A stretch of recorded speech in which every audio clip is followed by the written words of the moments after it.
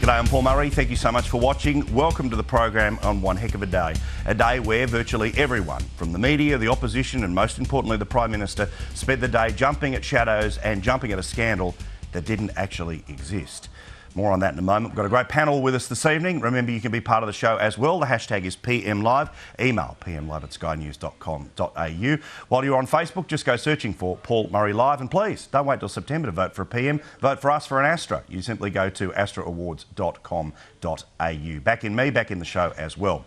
Now, you would have all by now seen a menu that was supposedly handed out at a Liberal Party fundraiser for Mal Brough, the former Howard government minister, the man who hopes to unseat Peter Slipper from his position in federal parliament.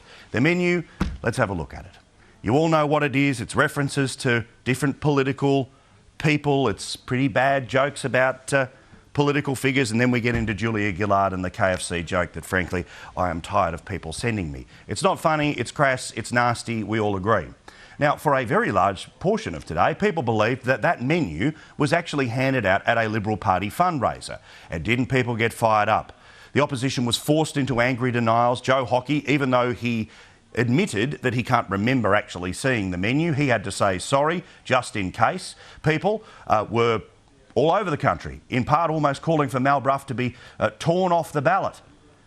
What was interesting, though, was that there was somebody else who had a little more to say about this. Remember, fresh from her conversation about evil men in blue ties and the abortion debate starting up, Julia Gillard thought, how good is this? I make the stupid claim and then this falls in my lap.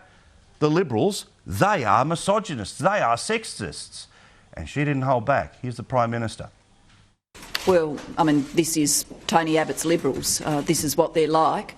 And I think the real risk for Australia is if Mr Abbott was ever Prime Minister, it wouldn't be a question of what's on fundraising menus. We'd see this lack of respect for women littered throughout all of his government policy documents. Mr Abbott personally has gone and stood next to signs that describe me in a sexist way. We've had the Young Liberals hosting a function where jokes were cracked about the death of my father. And now we have Mr Brough and Mr Hockey at a function with this grossly sexist and offensive menu on display. Join the dots. Yeah, well, let's join the dots here. Also, every single Labor figure was sent out in front of the nearest microphone they can. Tanya Plibersek, who, remember, in her very own office had pictures up of Tony Abbott claiming that he was afraid of boats and gays, well, she decided that, no, she's up on the high horse as well. And, geez, isn't it a very high horse when you're jumping and speaking about matters like this? This is offensive. Have a look. It would be offensive to any woman to read such a thing about herself. It is offensive to any woman to read such a thing about another woman. I can't imagine what the women who were at this fundraiser felt when they read this sort of thing. And I think, frankly, that all of the things that have been said about the problems of culture within the Liberal Party when it comes to women are proved by this sort of undergraduate antic. So, here's the problem, and here's the truth. And here's the bit that shows that in a sane world, the Prime Minister, we've just found the straw that should break the camel's back. It doesn't need the support of Bill Shorten anymore. It is pretty obvious what the judgment, desperation and borderline hysteria of this Prime Minister is. When this letter was produced, the ABC broke this story and we'll further it for you this evening. This is a letter that comes from the restaurant's owner. The menu was never actually given out at the fundraiser. The only source for the media and the Labor Party was that there was a person on Twitter who claimed that they had been working that night. Again, it was a mock menu. It was a joke between father and son. The menu was never handed out. The menu was not approved by the Liberal Party. The menu was not co-signed by Tony Abbott. What you can see there is that it was an in-house joke, and an in-house joke that somebody put up on Facebook. It has then been turned into political purposes, and we are where we are today. The Prime Minister jumped at a shadow today. The media followed her, and her judgment is now deeply in question. Now, you can pick whatever scandal this is moderately like, but this shows that Julia Gillard, the Prime Minister of our country, 90-something days out from an election, who should have a record to run on, thinks the way that you will vote for her is based off your gender if you are a woman. She thinks that the reason that you will vote for her is because she's strong and decisive.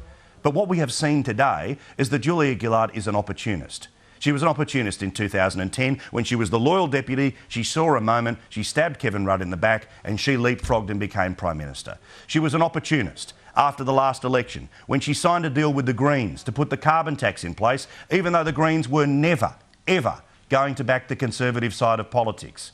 She's an opportunist when it comes to Peter Slipper and putting him directly into the Speaker's chair, and then after he crossed the line, still paying him up to $300,000 a year to prop up the government and not actually do his job.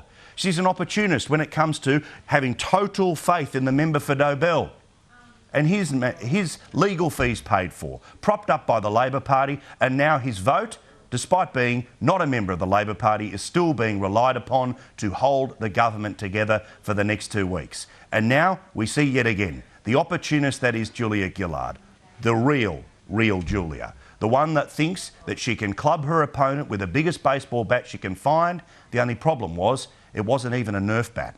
It was an imaginary bat. And one that if it was real, have no doubt would come back and knock her out of the game. Meantime, over in Kevin Rudd land, how was his day today? One vote for our candidate for Cook. Thank you. Good luck with that, Julia.